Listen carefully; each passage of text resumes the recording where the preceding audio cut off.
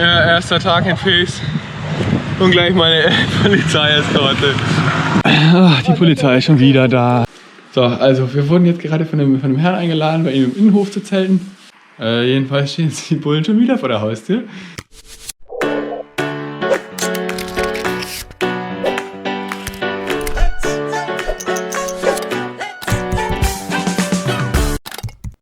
Geht los!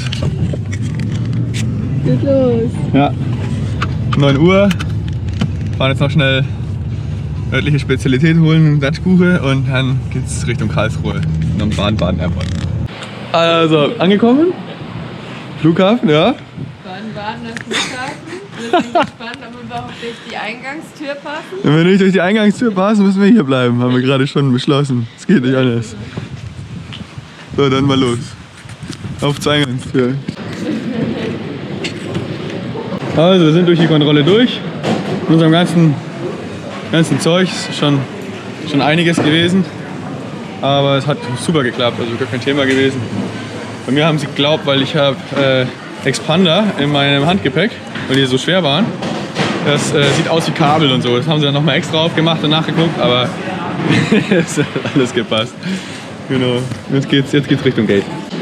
So, wir sind jetzt durch die Sicherheitskontrolle durchgegangen. Haben unser Pass nochmal vorzeigen müssen. Ich schwitze schon nicht so.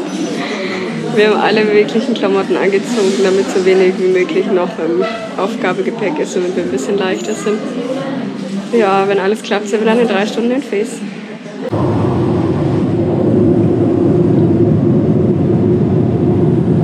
Also unsere Kisten und die 2 Räder.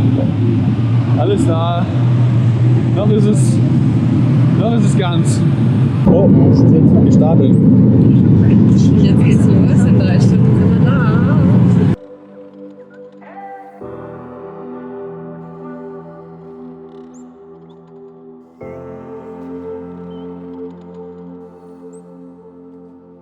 So, gleich Landeanflug. Wir fliegen mit ungefähr 850 km/h. Das ist Marokko.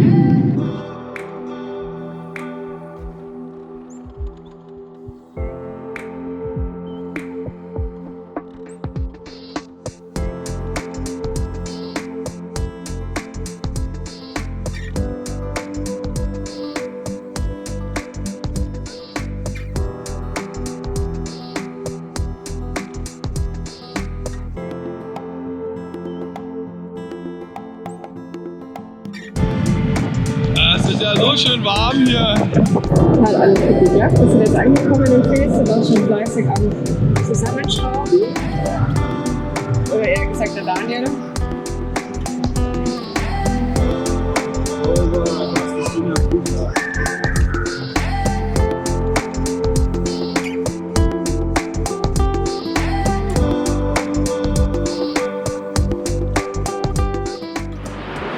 Wir sind jetzt mitten in Fes.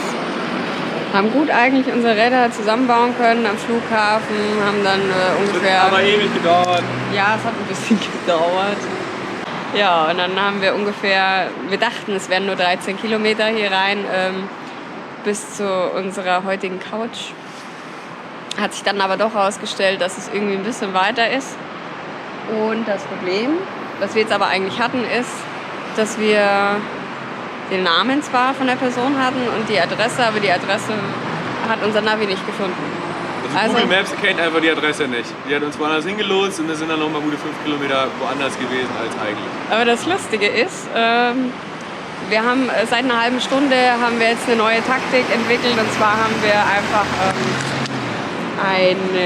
die Adresse auf ein Stück Papier geschrieben und haben angefangen, die Leute zu fragen nach dieser einen Person und eben nach dieser Straße. Und es ging dann so weit, dass wir anhand von einem Foto genau identifizieren konnten, wo jetzt diese Person wohnt. Ja, das ist super. Ich war mit dem Café angehalten und die haben dann gemeint, so, sollen die noch einfach mal ein Foto zeigen? Da dachte ich, okay, ja, schauen wir mal. Und dann hat eins zum anderen geführt und dann kam irgendwann, da waren es dann 5 Leute und 6 und dann kam einer dazu, na klar, er kennt den. Genau, und jetzt sind wir hier vor dem Haus und warten. Das erklärt auch, warum er nicht ans Telefon gegangen ist. Anscheinend arbeitet er noch. Ja, bis um 10 und dann kommt er heim. Genau, jetzt warten wir hier noch eine halbe Stunde, bisher gelacht. Und dann schauen wir mal. Eine Stunde später. Also wir haben jetzt den x-mal angerufen. Und jetzt ist er endlich mal rangegangen und es hat sich herausgestellt, dass der anscheinend nicht an sein Handy kam oder so. Das wurde ihm weggenommen und anscheinend sitzt er im Knast. Ja. Und der kommt wohl heute nicht. Das heißt, wir können auch nicht bei ihm schlafen. Wir haben jetzt ungefähr 10:45, ja. Ja, erster Tag in Fes. Und gleich meine Polizeieskorte. Sie bringen uns jetzt irgendwo hin, wo sie glauben, dass es sicher wäre für uns. Ich hoffe, wir fahren nicht allzu weit. Ich will endlich ins Bett. Erneuter Ortswechsel. Wir haben jetzt 2 Polizeieskorten gekriegt. Die erste von der normalen Polizei, dann die Touristenpolizei. Und alle haben so furchtbar Angst, dass wir ausgeraubt werden, was weiß ich. Genau, und deswegen sind wir jetzt in einem Hotel gelandet, wo wir eigentlich gar nicht hin wollten, aber gut. Sie wollten uns wohl nicht so richtig wieder gehen lassen, bevor wir nicht sicher irgendwo, ja, jetzt sind sie auf jeden Fall weg. Das Gute ist, wir haben auf jeden Fall einen Fahrradstellplatz, das ist ganz toll. Das ist wirklich hinter einer dicken Tür und so. Da können wir auch alles dran lassen, da müssen wir jetzt gar keinen Stress machen. Und ja, jetzt schlafen wir da erstmal ein bisschen und dann schauen wir, dass wir uns morgen neu organisieren und das wieder auf dem Vagabond Way machen.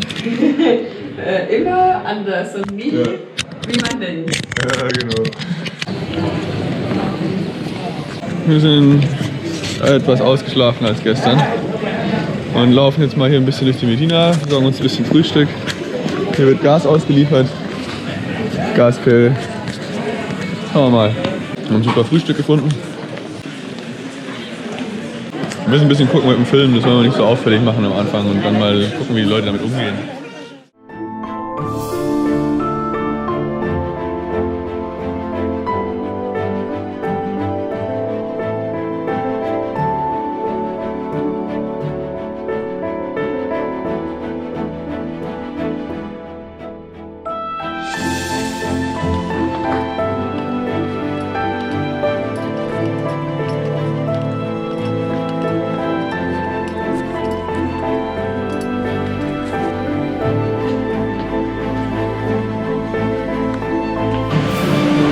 Jetzt sind wir im Gerberviertel gelandet.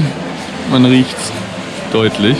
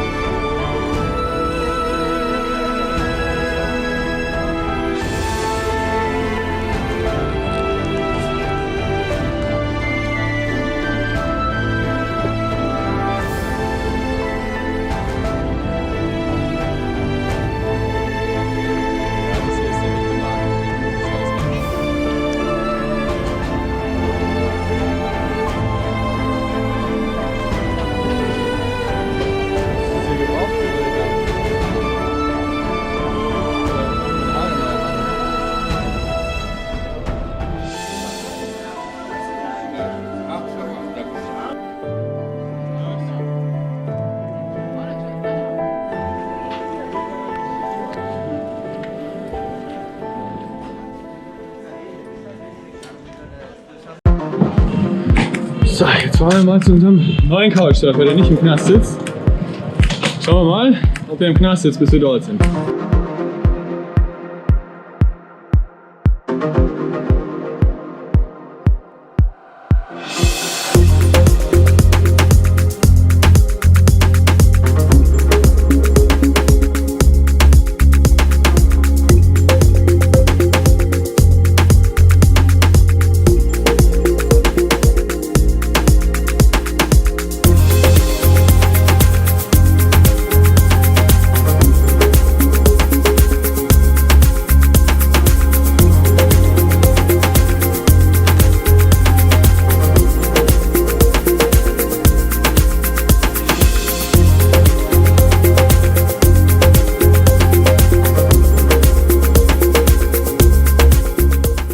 Also wir sind jetzt gerade hierher gekommen und da wird ein Preis überreicht für ein Fahrradpärchen. Die fahren mit dem Tandem von hier, also von Fes nach Agadir und zurück. Und die haben hier einen roten Teppich und rote Stühle und alles ausgebreitet. Und da drüben sind sie. Und die werden jetzt interviewt.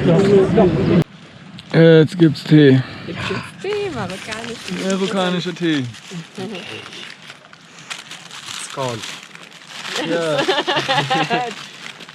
Okay, also es ist Samstagmorgen um ungefähr 10 Uhr, ja genau, 5 vor 10. Wir waren jetzt 3 Tage bei unserem Couchsurfing-Haus, dem Khalid. Da drüben wird gerade Hühner geschlachtet.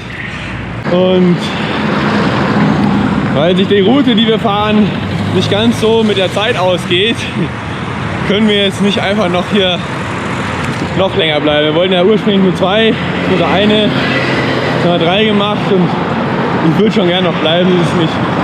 Aber wir möchten ja natürlich noch den Rest vom Land sehen und nicht nur in Fes sitzen. Genau, so schaut es aktuell aus. Jetzt fahren wir heute in Richtung Taza. Mal gucken, wie weit wir kommen. Es wird unglaublich mühsam werden. Es sind krasse Höhenmeter dazwischen. Das sehen wir dann alles. Wir sind aus der Stadt raus und es sieht gut aus. Da, ich hoffe, man sieht es ein bisschen ins Licht. Cool, sehr cool. Links Regen, rechts Sonne. Wir müssen ungefähr dazwischen durch.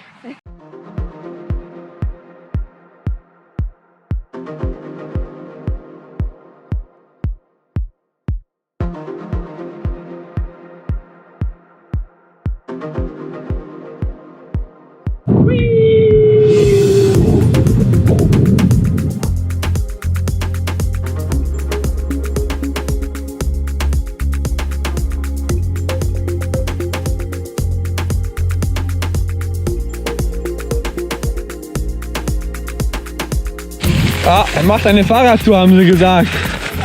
Nehmt die kleinen Straßen, haben sie gesagt. Das wird lustig. Warte, ich helfe dir erstmal bei dem, oder? Du kriegst es allein drüber. Und immer gucken wegen am Zug. Schaffst du das?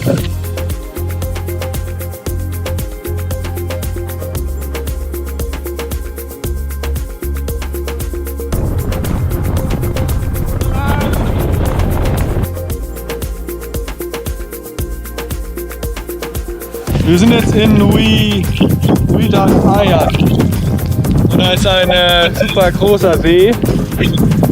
Recht schön hier. Den fahren wir jetzt ein Stück entlang, bis es dann in den Nationalpark geht.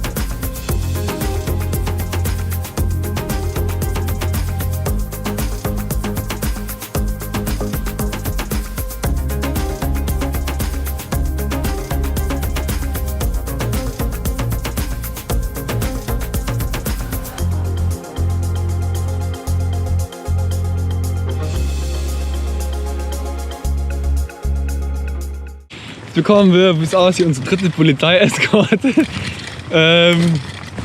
Ja, zumindest in die Richtung, in die wir wollen. Und sie haben gesagt, da gibt es Free Camping und das wäre auch safe. Also da habe ich ja nichts dagegen, das klingt ja gut.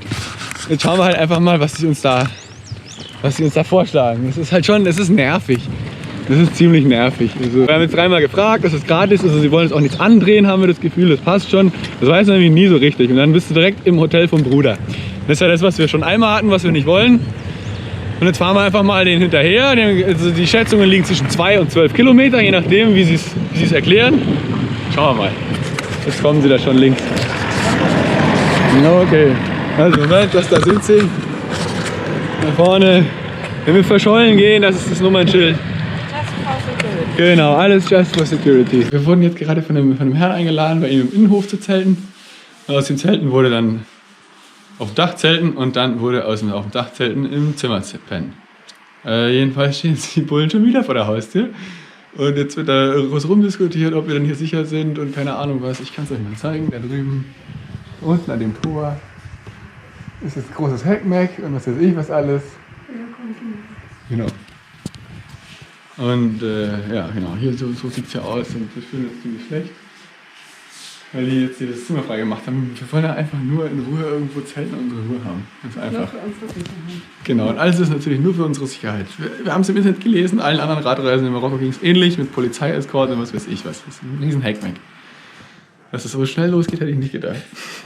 Wir haben gerade wieder von unserem netten Freund Besuch bekommen. Der ist hier raufgekommen mit dem Sohn. Ja, Mr. Polizei. Mr. Polizei und habe ich gefragt, ist alles gut? Ich so, ja, geht's euch gut? Und wir so, ja, uns geht's gut. Und dann habe ich gefragt, ja, ist gut hier? Sie so, ja, okay, wir können hier bleiben. Dann hat er noch gefragt, wann wir morgen weiterfahren wollen. 7:30 Uhr. Ja, das wird lustig. Die Abend Weil wir werden fahren nach 37 hier Tasa. stehen. Genau, Wir fahren also wir natürlich rechnen mit einer Eskorte ab 7:30 Uhr morgen. Es ist 7:30 ungefähr. Unten ist schon Highlife, keine Ahnung, was da los ist. Und wir fahren jetzt dann los. Die Sonne geht gerade auf. Es ist arschkalt. Wahrscheinlich so um die 0 Grad oder so. Ja, dann fahren wir los und nutzen den Tag. Einen wunderschönen guten Morgen. Also, es ist 9 Uhr. Es hat 6 Grad. Und wir fahren jetzt weiter Richtung Tasa. Die Familie war super nett. Wir haben noch mal mit ihnen gefrühstückt. Diese anfängliche Hektik mit der Polizei hat sich in Luft aufgelöst und wir haben ihnen noch ein bisschen Geld heimlich dagelassen. Das würden sie ja nie annehmen. Deswegen haben wir das im Zimmer unter die Früchte geschmuggelt mit einem kleinen Zettel, wo drauf steht, also auf Französisch, so vielen lieben Dank. Wir sind euch sehr dankbar für die Gastfreundschaft und so. Und weil wir ihnen das nicht direkt geben können, weil sie es sonst verweigern würden, haben wir es da einfach mal reingeschmuggelt. Wahrscheinlich findet es dann die Mutter des Hauses, wenn sie aufräumt. Und ja, da können sie sich dann später vielleicht drüber freuen. Ich denke mal, böse sind sie nicht. Es fällt halt einfach leichter für sie, das so anzunehmen, weil sie es nämlich nicht wissen. Ja, und jetzt fahren wir hier den Berg wieder hoch. Er hat dann nochmal zum Schluss gesagt, wir haben es nicht genau verstanden, aber die Gestiksprache hat bedeutet so viel, wie wenn wir zurückkommen, sind wir herzlich willkommen. Wir werden den Weg nicht zurückfahren, aber das spielt ja jetzt erstmal keine Rolle. Wir haben noch Fotos gemacht, das hat richtig viel Spaß gemacht und jetzt schauen wir, dass wir zu dieser Cave kommen. Das sind ungefähr 70 Kilometer. Es wird eher unwahrscheinlich, dass wir es schaffen, aber mal gucken. Und die Polizei ist noch nicht da. Wundert mich sehr, warum sie noch nicht da ist. Vielleicht wartet sie irgendwo auf uns. Wir haben bis jetzt keinen Begleitschutz heute. Der Begleitschutz ist wieder da, glauben wir. Das sind 2 auffällige Mofa-Fahrer oder Motorrad oder sowas in der Art, die in einem Abstand vorausfahren, immer wieder anhalten und dann, wenn wir wieder weiterfahren, auch wieder weiterfahren. Der eine sah sogar, er ist an uns vorbeigefahren. Er hat so das Gefühl, eine Polizeiuniform und drunter hat man so ein bisschen durchschimmern sehen am Kragen. Gucken wir mal. Wenn wir uns das nächste Mal sehen, stellen wir uns mal zur Rede und sagen, hallo, hey, wer seid ihr? Genau. Gucken wir mal. Da vorne sind sie, ja genau, ich kann es sehen. Also es geht in einer Tour so weiter. Wir sind jetzt gerade wieder von dem, wo wir geschlafen haben, eingeholt worden mit dem Auto. Da war einer drin, der gestern schon da war. Sich alle vorgestellt und alle wieder Hände schütteln und alles ist doch ganz toll, aber warum fahren wir bitte Fahrrad und warum jetzt? Es ist doch viel zu kalt. Und dann haben sie zu uns gefragt, wo wir denn hinwollen und alles. Wieder dieselben Fragen wie gestern. Und da haben wir ihnen das nochmal erklärt. Ja. Und dass wir ihnen jetzt hinterherfahren sollen und dass sie uns nach Nador bringen. Da wollen wir aber ja gar nicht hin. Oh Mann. Und jetzt wollen wir aber durch den Nationalpark fahren, weil der eigentlich ganz schön sieht auf der Karte. Aber die wollen es nicht unbedingt, dass wir da lang fahren. Wir sollen doch lieber an der großen Straße fahren. Aber das macht halt keinen Spaß am Fahrrad. Im Auto ist es bestimmt super, aber nicht mit dem Radl. Und ja, jetzt sind sie vorausgefahren, wir sind einfach mal abgebogen. Die werden bestimmt bald wiederkommen und sagen, hey Leute, das ist doch die falsche Richtung und es ist doch viel zu kalt. Aber das kriegen wir schon irgendwie alles hin. Hier oben auf dem Pass. Es pisst. Es ist arschkalt. Jetzt gehen wir mit dem Schäfer mit. Man sagt uns hier aus jeder Richtung, da oben gibt es Wildschweine und Schnee. Und das wäre alles nicht so cool und deswegen sollen wir es doch lieber lassen. Ist ja irre. Da fahren wir jetzt durch. You like our work? Become a patron and get your hands on exclusive patron-only content. now on patreon.com/vagabondsworld.